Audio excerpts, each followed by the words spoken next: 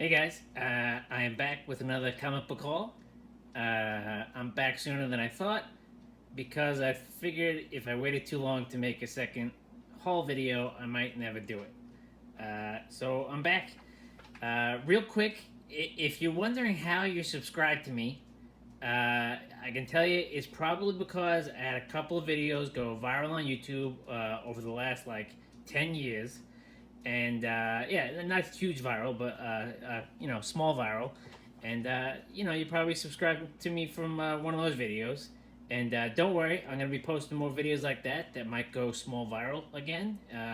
So if you're not into comic books, just don't click on these videos and enjoy the fun ones, because I guarantee there'll be some more fun ones. Also, if you're in the YouTube comic book community and you're wondering how this guy got all these subscribers, I didn't get them from comic books, but I also didn't want to make a whole new channel. So here we are, and I guarantee we're gonna make it. We're all gonna be okay. We're all gonna find our way through this. So yeah, I'm back with the haul video number 2. I went hunting yesterday. I went to 2 shops. Uh, if you're wondering from the last video, this stack is new. That stack is the same one as last time, and then these guys are still here. Yep.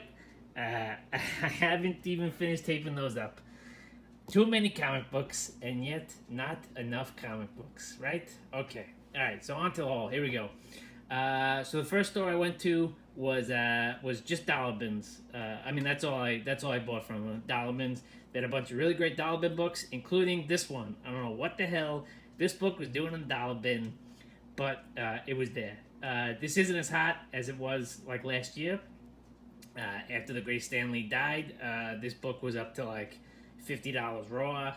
Like 300, 400 for a 9.8. It's down. It's down. I think it's settled down. It's like the $25, $30 range. And this is like a VF. This isn't a near mint copy, but still for $1. I mean, there's no way I'm leaving this. I don't know how you're a store owner, or I mean, I'm guessing some kid just doesn't know what this book is, and he was going through the piles or something. I don't know. Who knows? Anyway, it was there, and I got it, and I'm glad I got it. Okay, up next is another Marvel Age. This is Marvel Age 74. This is a Moon Knight cover, and this cover is by Sal Voluto. I'm not familiar with Sal Voluto's work, but I am familiar with this cover, and I buy it every time I see it, especially if it's for $1, and this is in great condition. Keep an eye out for this. I think this is an undervalued cover. It's a pretty sweet Moon Knight. So yeah, keep an eye out for it when you guys are hunting. It's a good chance it'll be a dollar bin book. Up next, there was a run on dollar bins of Warlock and the Infinity Watch, and they had 40, and they had 41, and they had 42. 42 is the last issue, and it is scarce. It is hard to find. There was a low print run, and it's really hard to find. These are the 3 most valuable books in this whole run: 40, 41, and 42, the last 3 issues. So if you see these in good condition for even $5, grab it, because they're worth money now. And when Warlock makes it into the MCU, which we know he will, because he was in at the end of the Guardians of the Galaxy sequel, this series is gonna get a bump, and these last issues are hard to find, so they're gonna pop.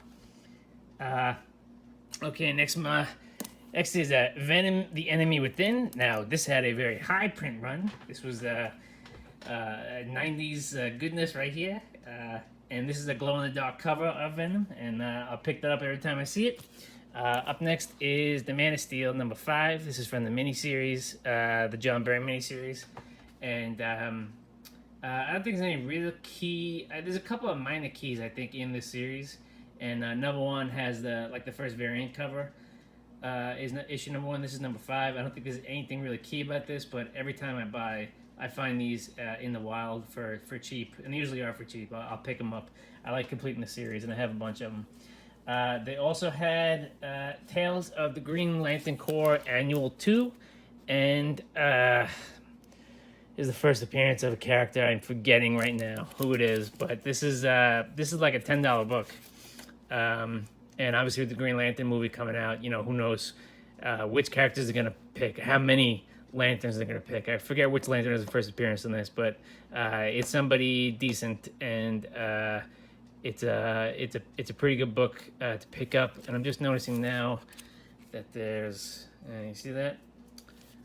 Well, it was in the dollar bin, so what are you gonna do? But this one is near mint, so this is still, even with this down here, the rest of the book looks pretty good. So this is still, fine basically. So that's good. All right, up next is Sword of Azrael, Book 2. This is the DC Silver Edition. I figure with all the craze of second and third and fourth prints, these books might see that day. Who knows? This is sort of like DC's version of Marvel Milestones. I know that the Deathstroke one, I think it's a gold. It's a similar type of cover. The Deathstroke one second print, and that goes for a decent amount of money because that's kind of hard to find. I'm not sure how hard this Sword of Azrael is to find, but anytime I see these DC Silver editions for cheap, I pick them up. This is Infinity Inc. number 13. This is an early McFarlane cover. I don't think it's his first cover, but it's an early McFarlane cover for DC. Marvel Fanfare 7 and also 6, and I'll pick these up whenever I see them in good condition for cheap. This whole run is really undervalued, I think. All these issues are wraparound covers, or no, actually not wraparound. There's art on the back. I don't know if that's considered wraparound or not. It's a separate art piece on the back. But the art is really fantastic on the covers on both sides. And inside it's got that great cardstock paper, which I think this is one of the first Marvel comics to use that back in the 80s, which is why, early 80s, this is $1.25 price tag for, 1981, 82. So, obviously these issues 10, 11, and 12 got hot because of Black Widow. But I think the whole series is great. So anytime I see them cheap, I pick them up. This is Venom the Madness, issue 3. I don't think there's anything really key about that, except, it's 90s Venom nostalgia. That is a terrible Venom head, by the way. I'm just realizing that now. That is a terrible Venom head. I don't know what the hell was going on there. That's awful. He just looks like a pimple on Venom's body. Next up is Marvel Comics Presents issue 14. This is the first appearance of T'Challa's mother. Doesn't go for a whole lot, but it's still a cool first appearance to have. And who knows, maybe something will happen in the Black Panther sequel. Angela Bassett plays T'Challa's mother in the MCU, right? So yeah, who knows. Next up is Alpha Flight issue 22. This is the first appearance of Pink Pearl. Very minor key, very large lady. Who doesn't love Pink Pearl? Issue 23. This is also a minor key. I'm forgetting what about it. I'm forgetting what is key about this. I think it's a minor key. Maybe it's not. I don't know. It's a cool Sasquatch cover, and that's great. And Alpha Flight books are pretty hot right now because there was that rumor of them being in the MCU, which I do think will happen eventually. I don't think it's going to happen the way the whole Hulk versus Wolverine and Alpha Flight being involved in that and that being a movie. I don't see that happening, or at least I don't think it should happen. I think that'd be a bad idea. I don't think it's really a great way to introduce Wolverine, to be honest. But I do think Alpha Flight eventually will be there. It seems to be perfect for Disney Plus. Also, I feel like Disney Plus, it would make sense for them to sort of have superhero teams in different countries, just because I feel like Disney wants that reach. So Excalibur in Britain, Alpha Flight obviously Canada. And I forget what the team, the Asian superhero team is. The Agents of Atlas. I don't know if that's the name of their team. I forget. But it would make sense for them to have just superhero teams in different countries, and I think Alpha Flight for Canada makes a lot of sense. So keep an eye out for that. This is Moon Knight issue 19. This is Bill Sienkiewicz goodness, or Bill Sienkiewicz, or however you want to say it. This is a pretty cool cover. I love this cover. It is in great condition. I don't know why it was in the dollar bin, but it was. Nothing really key about this, just a really cool cover. Speaking of Bill Sienkiewicz, you got this New Mutants issue 22.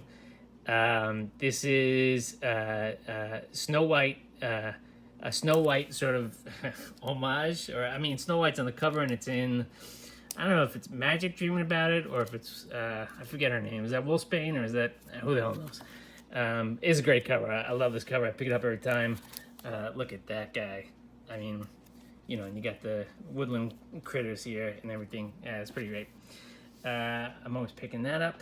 All right, let me take this down. Next up is Vision and the Scarlet Witch. They had issue 2, and they also had issue 1. So I picked that up. This is the 1982 series, I think. This is the first series, limited series. I think this went maybe 6 issues, and the second series went 12 issues. But I pick this up every time. Maybe it'll pop when the show comes out. Who knows?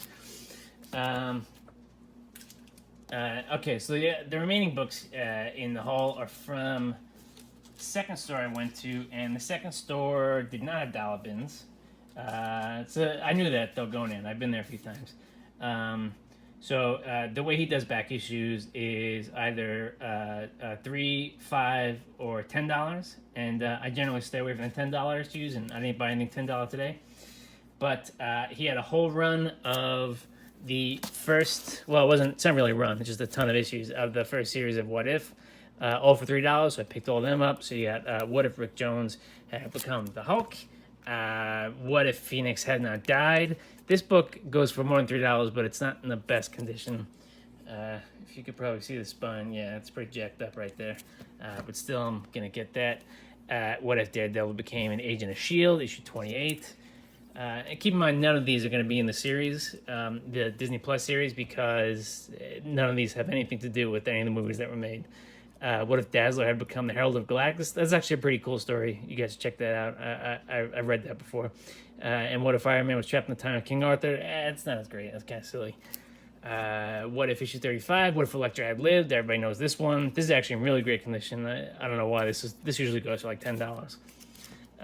What If the Thor battled Conan the Barbarian, issue 39, and What If Submariner had saved Atlantis from its destiny, issue 41. Okay, and then I picked up this for $3. This is Darkhawk, issue 13, with the Venom cover. I pick this up every time I see it. It's a fantastic cover from the 90s. It's a classic 90s cover. I think it's underrated, and I think it's definitely, it's a high print run, but it's still just a fantastic cover. They also had issue 49. They did not have issue 50, which is the last issue of the series, but issue 49 is still super low print run, really hard to find.